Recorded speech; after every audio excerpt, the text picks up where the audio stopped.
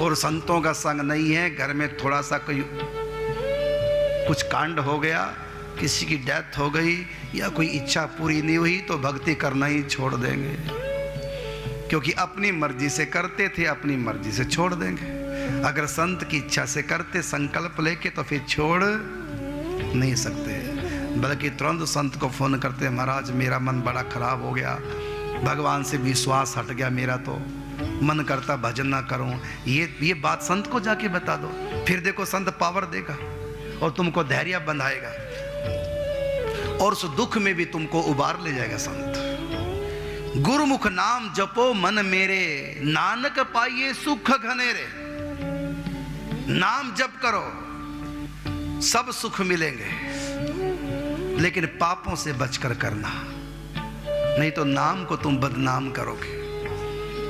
राम नाम जाप कर भूल के ना पाप कर, पापों से बचकर नाम जाप करो। अब हम पाठ रोज करते हैं, गुरुमुख नाम जपो मन मेरे, नानक पाइए सुख घनेरे। गुरुमुख नाम जपो मन मेरे, नानक पाइए सुख घनेरे, खूब पाठ करते हैं। और इसमें जो लिखा हुआ है पाठ में कि गुरुमुख नाम जपो मन मेरे, नाम जप करो, उधर ध्यान ही नहीं जा रहा नाम जप की तरफ। हरेर नाम हरेर नाम हरेर नाम केवलम।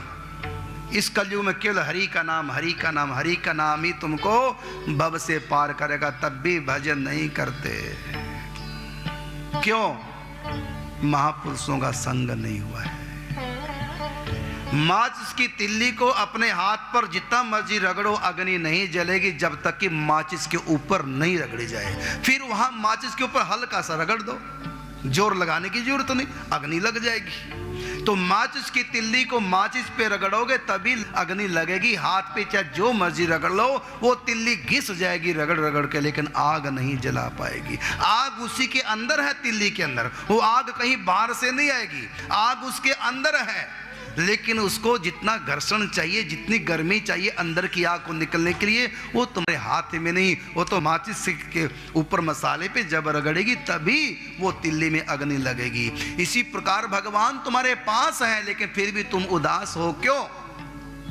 सदगुरु नहीं मिला। तुम्हारी श्रद्धा, सदगुरु की कृपा, संत कृपा और तुम्हारी श्रद्धा जब दोनों टकराएंगी तो भजन की अग्नि अपने आप ही लगेगी। तो तिल्ली के ऊपर जो मसाला होता है और इधर माचिस के ऊपर भी जो मसाला होता है, ये जब दोनों रगड़ा खाएंगे तो अग्नि लगेगी लगेगी।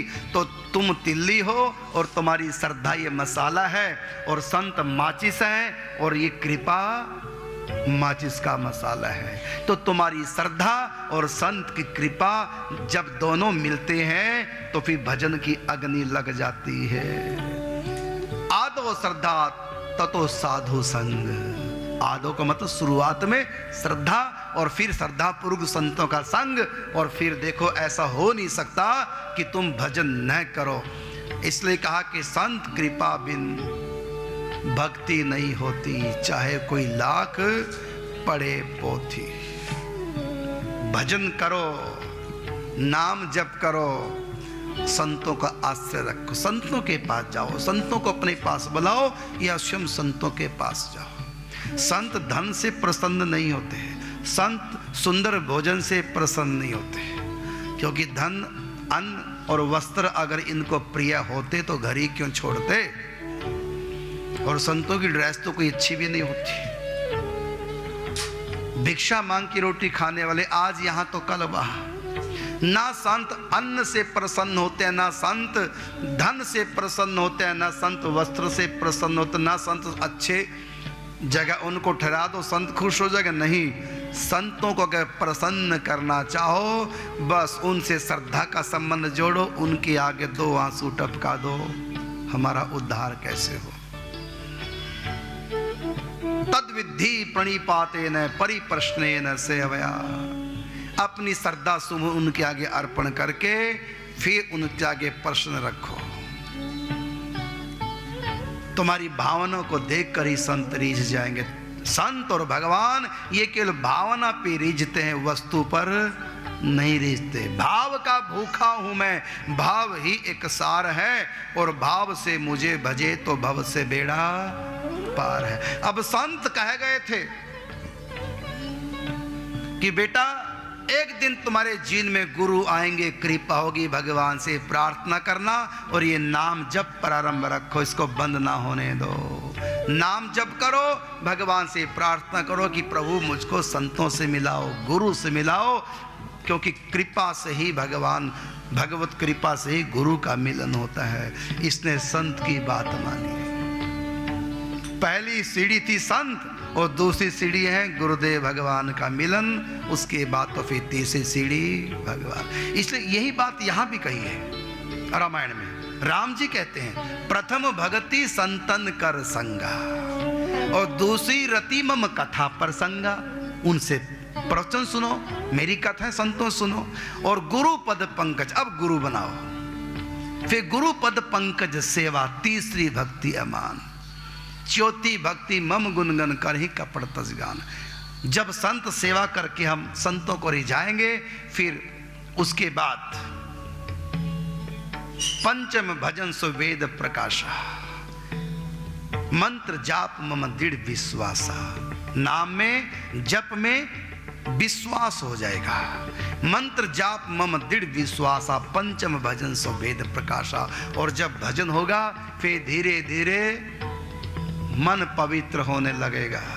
छठ दम शील विरति बहुकर्मा, निरत निरंतर सज्जन धर्मा।